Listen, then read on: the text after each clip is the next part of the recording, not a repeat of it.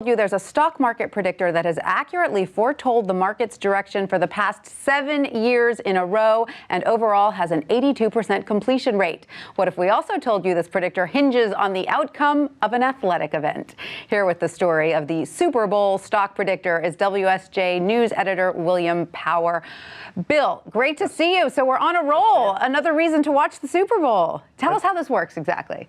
Well, this indicator, the way it works is if an original NFL team wins the Super Bowl, the market goes up for that year. If an old AFL team like the New England Patriots wins, the market goes down. And it works 4 out of 5 times since the Super Bowl started. It's amazing, but totally unscientific. So give us some examples of some of the teams in each category, the bullish and the bearish. Well, the biggest is the Patriots. They're bearish.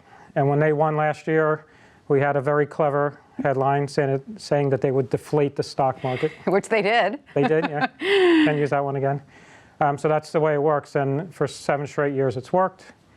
And no one, well, there's ways of explaining it. It's basically a fun indicator. But you're right, it's been remarkably accurate. Are there any other indicators that can predict the stock market to such a degree? Not 4 out of 5 times or 82%. There's an old joke that recessions are predicted 9 out of 5 times.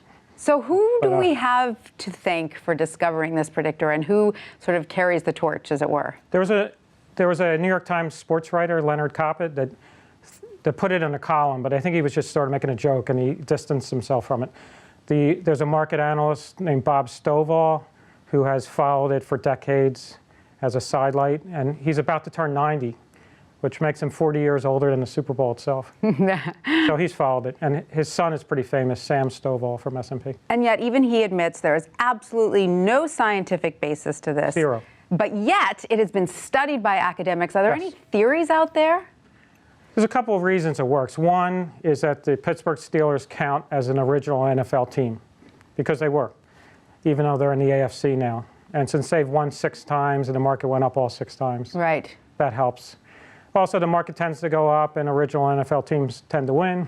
Could there be anything psychological to that, even subconscious, the idea that the old school, sort of more traditional teams make the country feel better somehow? It's possible. I mean, anything that happens that predicts the market will go up isn't bad. Right. And some people have said like maybe it's a reversal. Right, it's starting to affect itself the other way around. Right.